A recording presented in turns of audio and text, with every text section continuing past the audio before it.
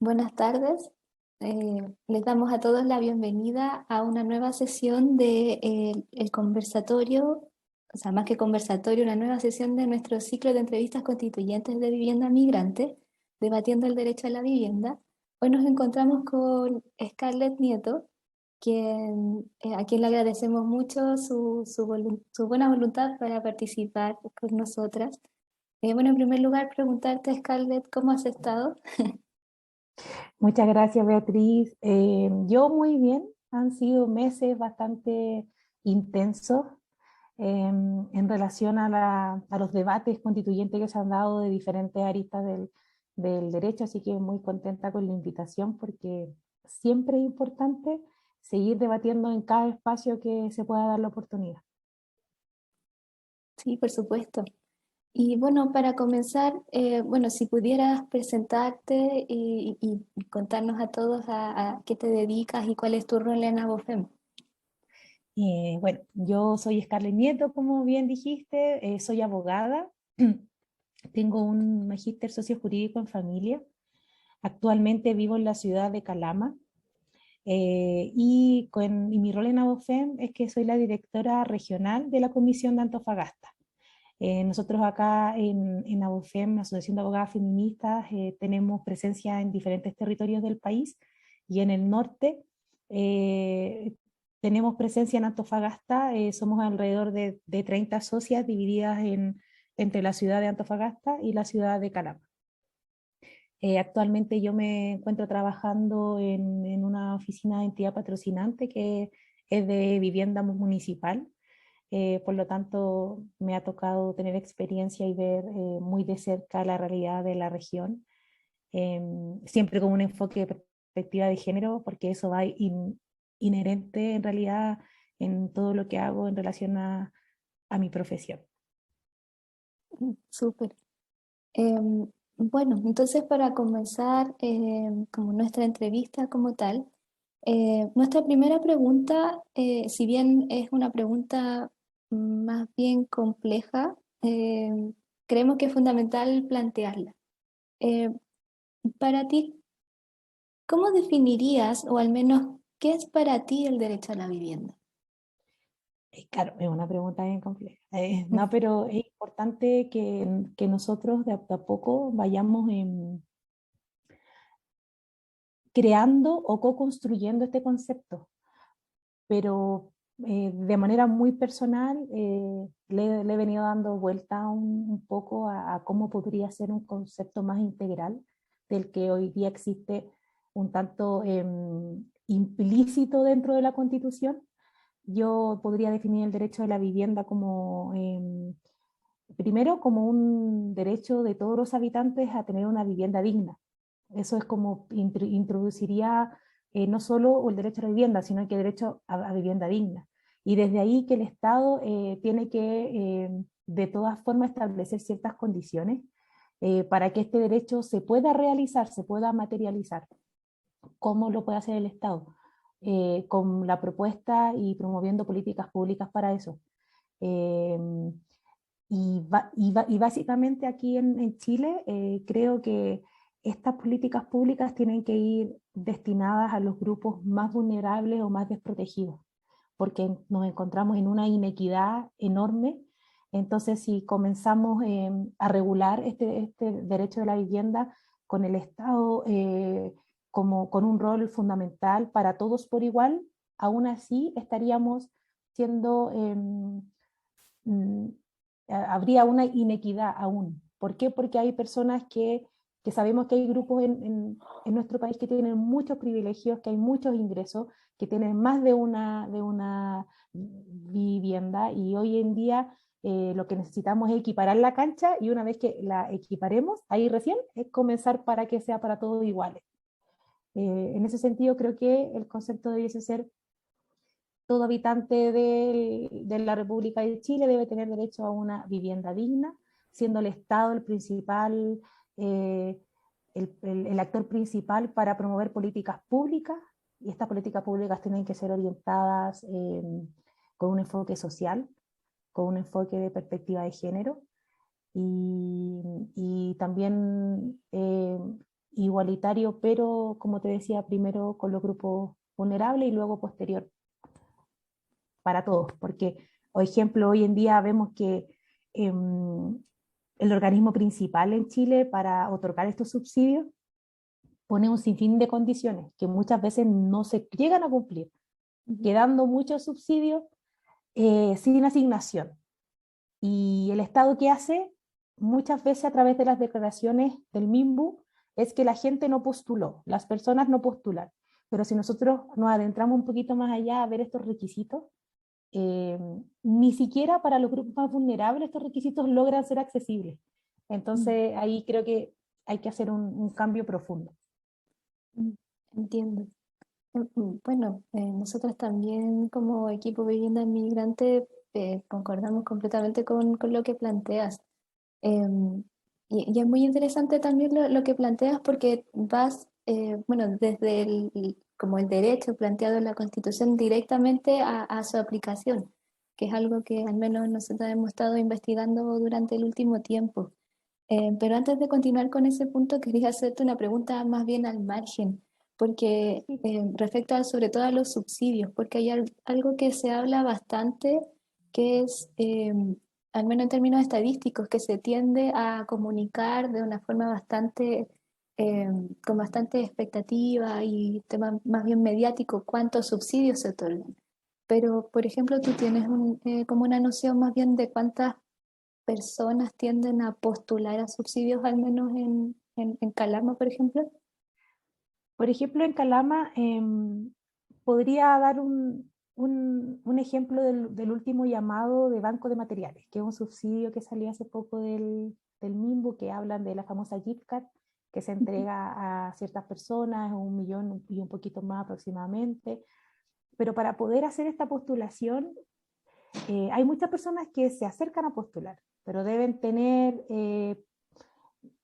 cierta cantidad de UFs en el banco ahorradas, las viviendas tienen que ser viviendas Serviu, por ejemplo, si hay personas que contrajeron un matrimonio y luego se separan, hay que demostrar que se separaron, y ahí entramos a otro tema.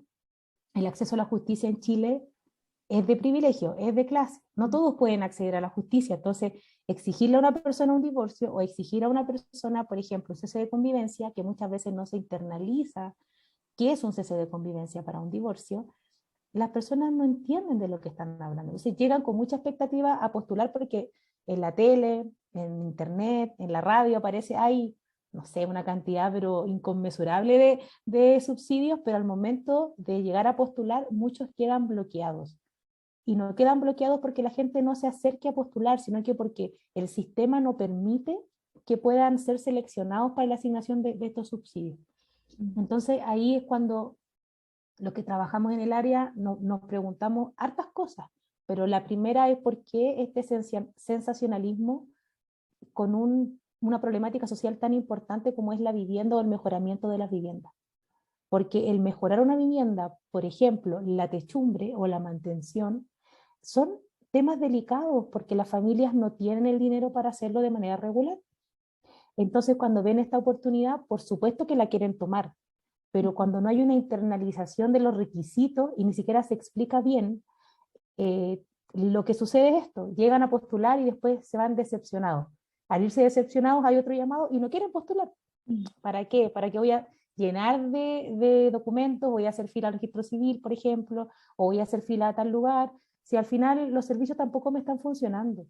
Incluso los servicios públicos asociados para sacar esta documentación, como por ejemplo las Videcos de las diferentes comunas, que son las encargadas del registro social de hogares, están colapsadas, están sobrepasadas, porque aparte Mm, del IFE, que es un subsidio que también se está entregando que no tenga que ver con vivienda, aún así también se exige el registro social de hogares para la postulación de, de estos subsidios y tienen que tener un porcentaje, no puede ser más del 40, más del 60, y sabemos que generalmente los puntajes que otorgan son altos y que no claro. condice realmente, valga la redundancia, con la realidad de esa familia. Mm, Así que ahí es como, yo creo que el factor que importa mucho es las condiciones, que son yo creo que no están acorde a la realidad social a la que estamos viviendo. Para algún tipo de subsidio sí, pero para otros no. Generalmente para la gran mayoría no. Tampoco condice mucho con el tema de la pandemia. Se pide la documentación digital, pero Mm. nos olvidamos de los grupos más vulnerables, los que no tienen internet, los que no tienen computador, los adultos mayores. Los servicios públicos no funcionan todos, ahora recién estamos volviendo a la normalidad, pero cuando fueron estos llamados no sucedía eso. Entonces Mm. habían muchos grupos que tenían las condiciones, pero que no podían sacar la documentación. Y ahí hay que hacerse un mea culpa grande como servicio público, y a la vez también que las personas encargadas de aplicar estas políticas públicas de subsidios puedan empatizar con la realidad social que existe, porque eso no sucede y lo vemos en la práctica. Sí, completamente. Bueno, especialmente como pensando en, disculpa, en, por ejemplo, en el tema de algunos desalojos que han ocurrido. Por ejemplo, hubo un desalojo bastante mediático acá en Santiago, en Cerro Renca, donde, bueno, además del aspecto mediático de la prensa grabando sin ningún tipo de pudor en el fondo a las personas, mientras veían que habían sido estafados, que les habían vendido terrenos, que ellos pensaban que sus terrenos eran propietarios en el fondo. Eh, la respuesta gubernamental en el fondo fue postular a subsidios. Eh, y eso al menos lo consideramos bastante complejo. Pero volviendo como al tema del derecho a la vivienda, tú también comentabas, bueno, algo fundamental, que es la idea de la vivienda digna. Y en ese sentido, ¿qué crees que debería idealmente garantizar el derecho a la vivienda? Bueno, una vez que esté establecido, esperamos de manera explícita en la Constitución, primero que nos garantice, a ver, que no sea una mera declaración en la Constitución, sino que sea un derecho sustantivo, es decir, que se pueda exigir que el Estado sí se haga cargo, a lo menos, de establecer políticas públicas tendientes a poder obtener de manera digna una vivienda, y a la vez que esta vivienda sea digna. ¿Por qué? Porque yo al menos lo veo desde esas dos aristas. Primero, que el proceso de postulación o el proceso a la adquisición de una vivienda sea un proceso digno, que no sea un Mm. proceso engorroso, que sea un proceso empático socialmente hablando, que sea un proceso fluido, que sea un proceso en el que todas las instituciones públicas, en el cual se necesite la documentación necesaria, tengan la disposición y tengan las herramientas reales para poder entregarle a las personas que van a postular la documentación, los requisitos que se necesitan. No que las personas estén de alguna manera, primero, lo primero es la problemática de no tengo vivienda. Segundo, voy a postular un subsidio. Lo voy a averiguar. Cuando lo averiguo y sé qué documentos necesito, me encuentro con una puerta enorme de todos los servicios públicos para poder obtener los certificados, los requisitos, la documentación, etcétera. Ese proceso igual considero que debiese ser digno. Mm. ¿Por qué? Porque no al final la gente lo ve como estoy mendigando la oportunidad de poder acceder a un subsidio, a una vivienda que por lo demás tampoco es digna. No me Mm. garantiza los metros cuadrados que necesito, no cumple el rol funcional para mi familia. Seguimos viviendo hacinados.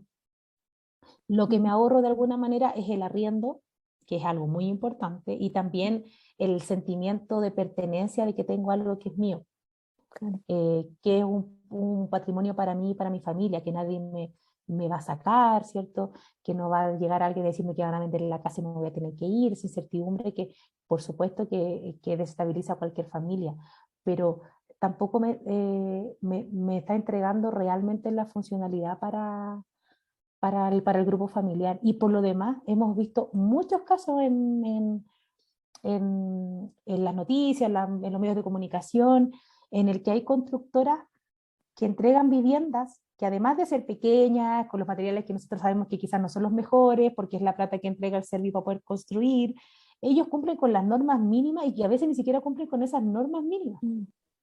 Y vemos viviendas construidas en socavones que se están cayendo. Vemos la demora en la recepción definitiva de estas obras y qué es lo que conlleva a las tomas. Y después estos propietarios no pueden ir a desalojar a estas personas porque tiene que haber un proceso judicial. Entonces, si el sistema se demora y no, no se compromete a que sea una postulación digna, claramente van a haber problemas asociados a eso, aparte del gran problema que tenemos, que es el derecho a la vivienda. Claro. Así que creo que es un tema bien complejo. Nosotros acá en Calama igual hubo hace un par de años un desalojo muy grande de una toma, la toma Feijón, Ujú. bien mediático también, y claro, la solución de las autoridades en ese momento también fue la postulación al subsidio, y ahí se genera una problemática, porque hay personas que pertenecen a comités de vivienda que llevan años esperando poder acceder a la postulación de una vivienda. Entonces, ¿qué es lo que dicen estas personas? O sea, hay un grupo de personas que por necesidad se toman un sitio, ¿no es cierto? Y el gobierno viene y de alguna manera les ofrece como entrar inmediatamente a un proceso de postulación. Y nosotros que llevamos 15 años, 10 años habilitados para poder hacer una postulación, no tenemos esa opción. Entonces Claro. se genera también una pugna entre las mismas personas y esto, insisto, es porque no se garantiza una dignidad en el proceso, porque no debiesen por qué esperar 10 años. Es como lo primero. Es como, y claramente también debiesen haber políticas públicas sociales, siempre sociales, eh, em, que promuevan de alguna manera que las personas tengan acceso a la vivienda y por lo demás cuando existan las tomas, porque sabemos que es una problemática social que existe y no se va a acabar en un año, Mm. no. Que también haya unas políticas públicas adecuadas para esas situaciones, pero no hacer una mezcla porque lo que genera al final es una pugna entre los mismos solicitantes. Y Mm. no nos ayuda en nada, genera más distancia, más clase. Así que eso podría aportar en este punto.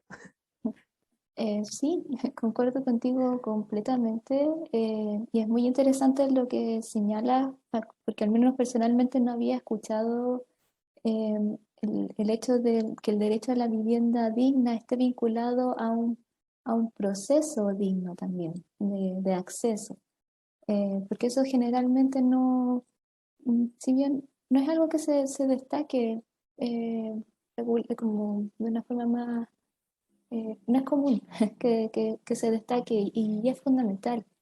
Eh, y en ese sentido también una pregunta más bien al margen. En el caso específico de Frei Bon, que al menos o sea, nosotras como equipo hemos visitado y que hemos investigado bastante, eh, bueno, Frei Bon sufrió un incendio en un momento y posteriormente bueno, además de la serie de desalojos que existieron durante bastante tiempo, al menos lo que nosotros tenemos entendido es que Freibón ya no existe en este momento. No sé Claro, si es sí. así. El año 2019, si no me equivoco, sí, sí 2019, bueno, ya se ejecutó el desalojo total, Ya. en el cual cuando hubo este desalojo, algunas personas pudieron postular a subsidios de arriendo para, digamos, en el intertanto, que no son eternos estos subsidios tampoco, y, y se generó o sea, se generó una política social en relación a que las personas que salían de la toma podían crear un comité o acceder a un comité que ya estaba creado para poder postular a un conjunto habitacional que se va a realizar en el, en el terreno. Mm, Y ahí se genera un problema también con los, como te decía yo, es una pugna porque igual se entiende la desolación de comités formados de manera mm, regular, ¿cierto? Con todo lo que eso conlleva, con sus reuniones, con sus ahorros al día, y llevan 10 11 años esperando la oportunidad porque no habían habido construcciones acá en Calama.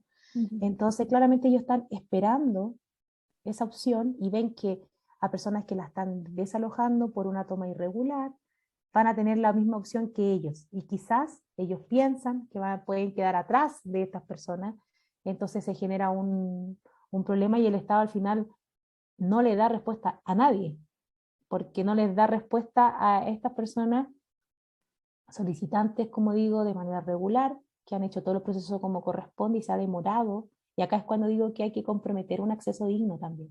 mm. Porque si lo ponemos a pensar, ¿por qué están esperando por tanto tiempo de partida?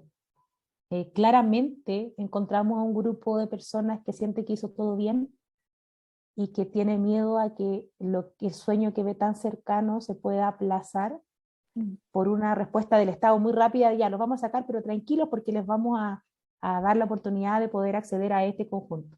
Y te estoy hablando, ejemplo, por si acaso, es un número estimativo, no es un número oficial, para que mm, no, mm, pero para que entendamos las proporciones.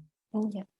Ejemplo, hay unas 200 familias que están esperando de manera regular, con Mm. sus comités al día.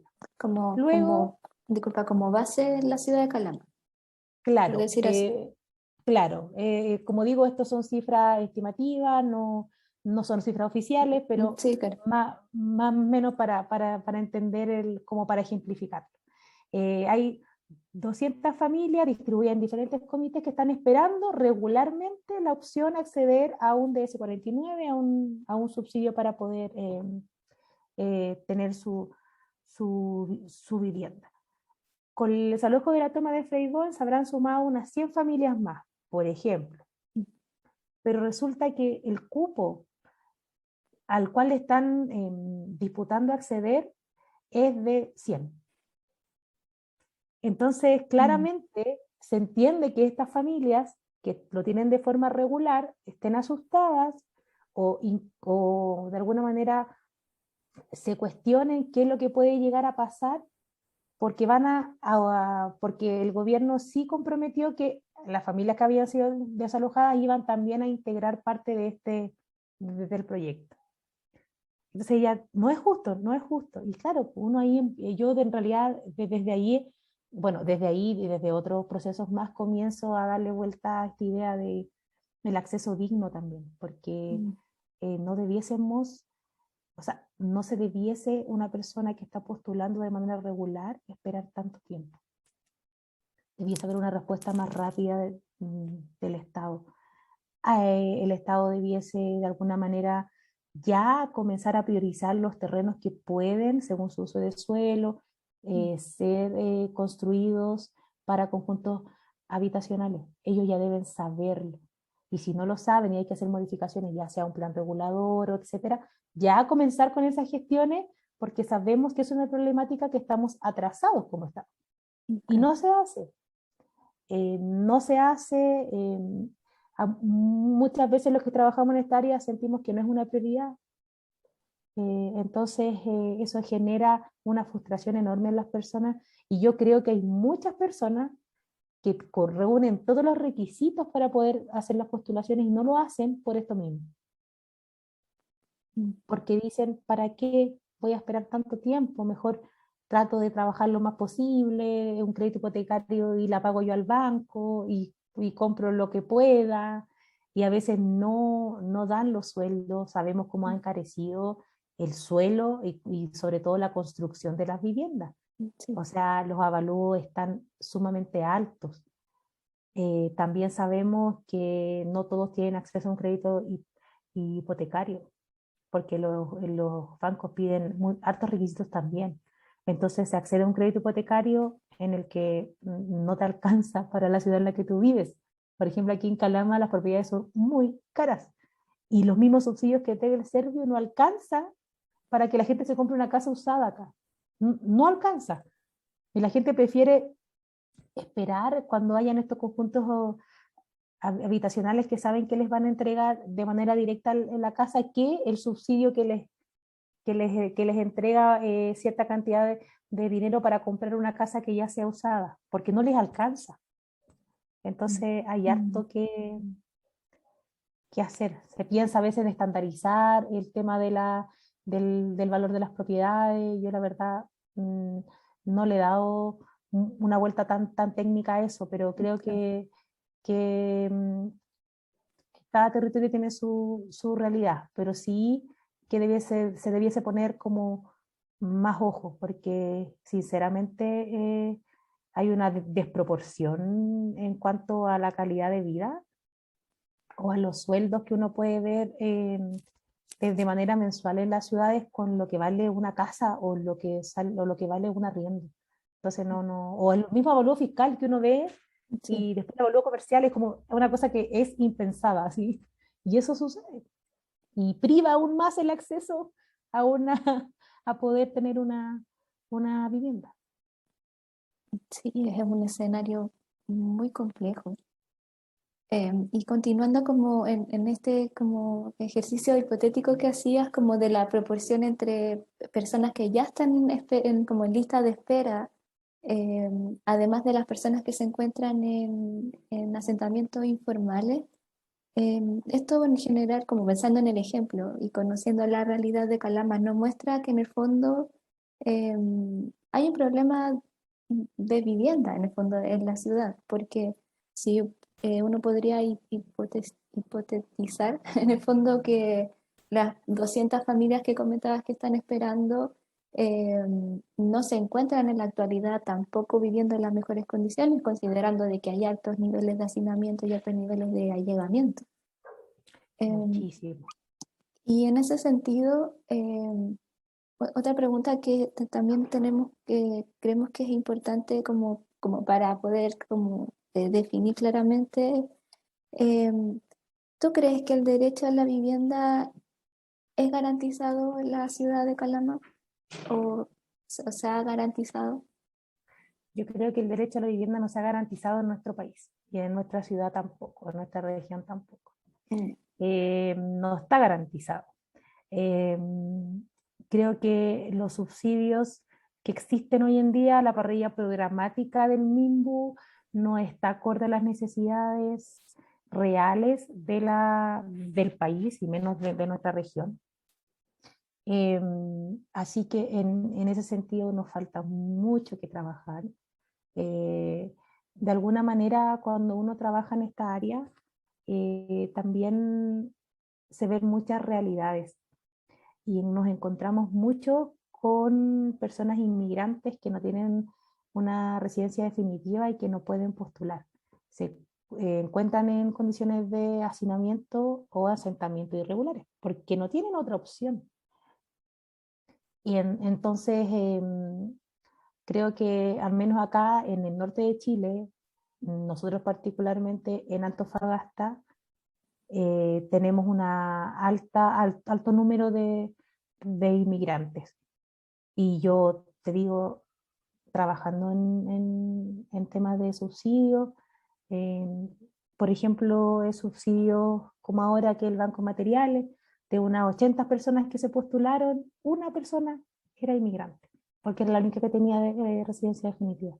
Claro. Y quizás muchas otras lo necesitan y quizás con este mejoramiento de una techumbre o el mantenimiento podrían de alguna manera vivir en condiciones más dignas Mm. y no sentir esta angustia de no tener un techo que me proteja cuando llueva. Si bien acá no llueve mucho, pero cuando llueve sí se genera un problema porque las viviendas no están adaptadas para eso. Entonces, quizás es más problemático que en una ciudad del sur, que ya las viviendas cuando las construyen están construidas con material para una lluvia, acá no. Entonces, cuando llueve muy poco, es como que llovió demasiado y las personas quedan en una situación aún más vulnerable de la que estaban. Así que, respondiendo a tu pregunta, creo que no se garantiza en nuestro país, no se garantiza en nuestra región, no se garantiza en nuestra ciudad. Claro, sí, entiendo. Em, y ya como para comenzar a cerrar, una última pregunta que si bien está como al margen, pero tiene mucha relación con lo último que comentabas. Em, ¿Cómo has visto, tanto como en Calama como en la región, el vínculo entre el acceso a la vivienda y riesgos? Porque al menos en nuestros riesgos naturales, al menos en lo que nosotros hemos podido observar, tanto en Antofagasta como en el mismo Calama, la situación específica del campamento Quetena, que ya también fue desalojado, em, em, pasa de que, bueno, y no solo tiene que ver con los asentamientos informales, sino que también pasa de que las viviendas están expuestas a riesgos naturales y eso es bastante complejo. No sé qué has podido observar en tu experiencia. Mira, generalmente, sobre todo los asentamientos irregulares, que es una consecuencia del no garantizar el derecho a la vivienda, Ujú. estos asentamientos están en zonas rojas en cuanto a catástrofes naturales, al borde del río, en una quebrada. em, y en ese sentido es porque no hay más espacio. Ellos buscan de alguna manera el espacio donde menos tengan exposición a ser desalojados, como lo más lejos posible para que no los desalojen, ¿cierto? Y en ese sentido, claramente se generan riesgos, y no solamente riesgos naturales, sino que muchas veces estos asentamientos están en lugares en los que no están urbanizados de partida. Al no estar urbanizados, no hay luz, no hay agua, se generan a veces convenios, ya sea con la municipalidad, con otras empresas que hay por acá para que les lleven agua, etcétera, pero también vemos un alto nivel de vulnerabilidad en cuanto a la seguridad social. Mm. Entonces tenemos un riesgo natural y tenemos un riesgo en cuanto a la seguridad social, porque son propensos a que sucedan ese tipo de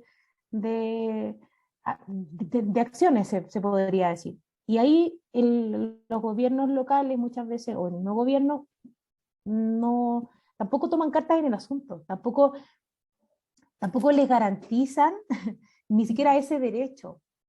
Y ahí es cuando uno se comienza a cuestionar de alguna manera si habemos ciudadanos de primera o de segunda clase, ¿cierto? Claro. ¿Por qué el por qué llega hasta cierto lugar la seguridad social? ¿Por qué si saben, si estamos viendo como institución pública que hay asentamientos en lugares de zonas rojas en relación a las catástrofes naturales, no hacemos algo al respecto?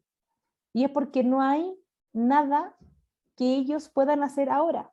Porque, por ejemplo, la municipalidad no puede comprometer que va a dar o que va a entregar viviendas, porque no es ámbito de su competencia. Ellos pueden comprometerse, por ejemplo, a hacer reuniones con las autoridades del MIMBU y del Serviu para ver qué se puede hacer, pero no es competencia del gobierno local, por ejemplo, decir ya, yo voy a construir estas casas para solucionar este problema. Entonces, al final, todos se dan vuelta y nadie hace nada efectivamente, hablando. Mm. Estos problemas, en todo caso, en cuanto a las zonas rojas, es bastante común en el norte, aunque yo no sé si ustedes han tenido la oportunidad de ir a Arica o en Atacama también. Ujú. Se ven varios asentamientos que también están en zonas Ya. rojas, rojas, en quebradas, que cuando, por ejemplo, llueve mucho y bajan ríos impetuosos y grandes que hay en esa zona, desaparecen. Claro. Desaparecen, se hacen campañas, los mismos gobiernos locales, campañas para ayudar, pero las personas siguen en la misma situación. Se les ayuda a volver a levantar este asentamiento irregular porque no hay otra opción, al menos que el gobierno promueva políticas públicas para que esto se solucione. Así que creo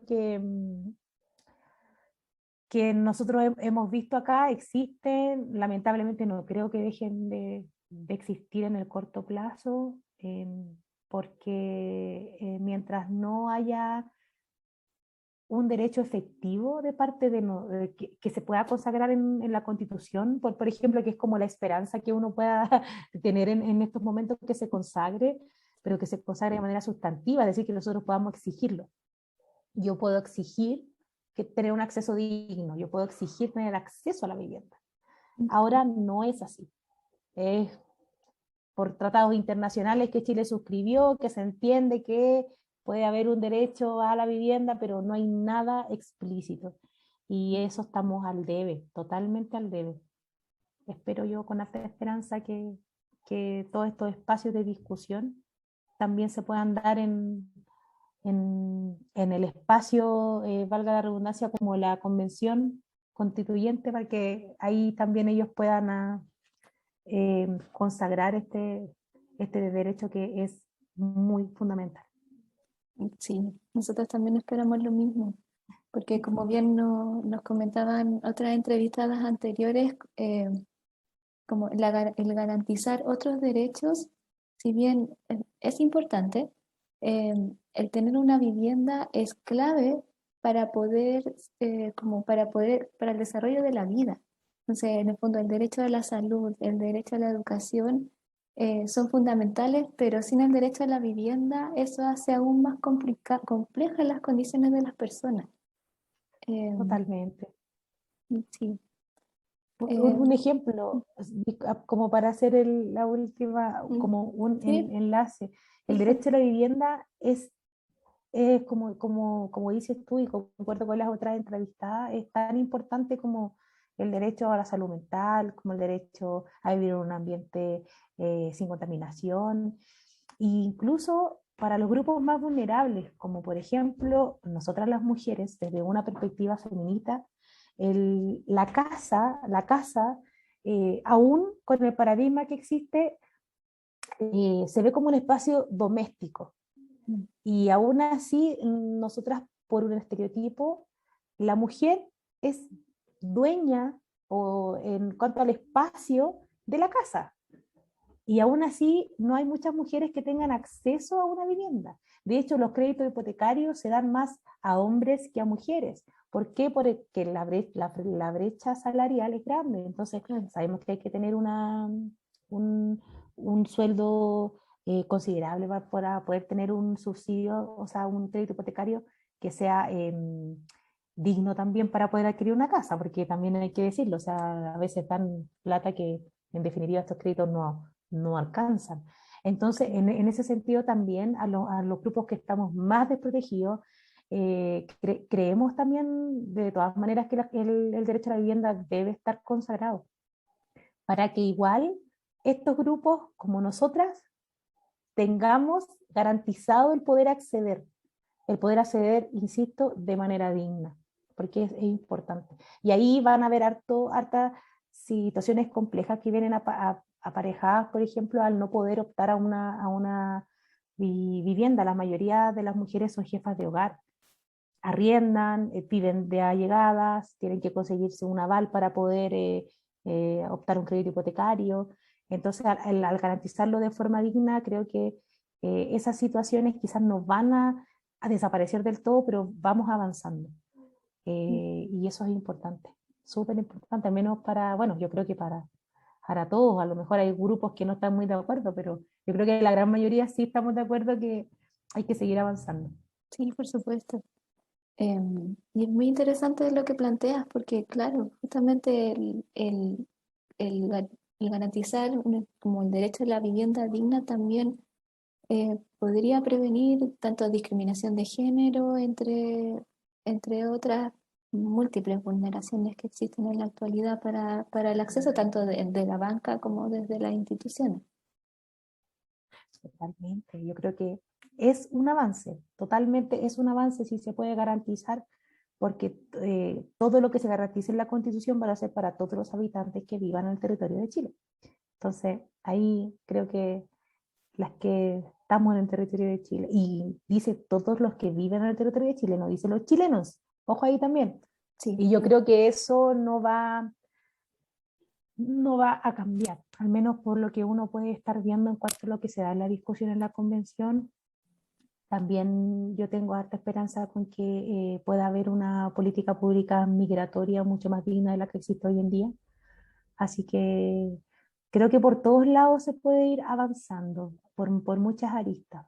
Pero sí o sí, estos espacios de reflexión es lo que nos lleva a poder entregarles insumos quizás, incluso como estas audiencias públicas a los constituyentes, de que puedan escuchar qué es lo que está pasando en el resto de Chile. sí, por supuesto. Bueno, Scarlett, te queremos dar las gracias por esta interesante conversación. Al menos personalmente siento que he aprendido muchísimo.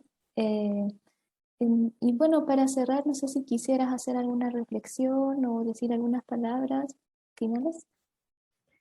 Bueno, agradecer de nuevo porque estos espacios, como siempre lo vuelvo a repetir, siendo muy reiterativa, pero creo que una técnica para la audiencia también, de que se pueda entender de que son muy importantes los espacios, ya sea en un Zoom, ya sea en un live, ya sea en la convención, incluso ya sea en una sobremesa familiar.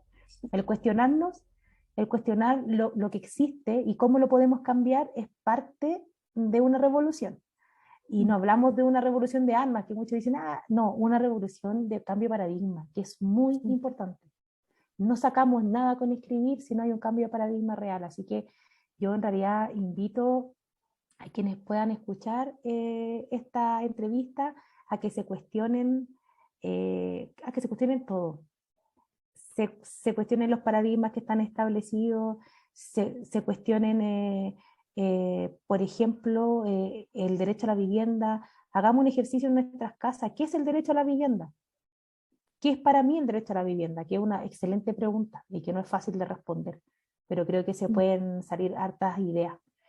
Bueno, agradecer el espacio, siempre recordar que nosotras como ABOFEM trabajamos para incidir en el derecho, así que siempre vamos a estar dispuestas a que nos inviten a cualquier espacio para poder hablar y dar nuestros puntos de vista. Para nosotros el derecho a la vivienda también es un problema feminista, así que esperamos que se pueda abordar con perspectiva de género, como lo decía en la última respuesta. Así que eso, muchas gracias. Bueno, Scarlett, muchas gracias. Y que estés muy bien.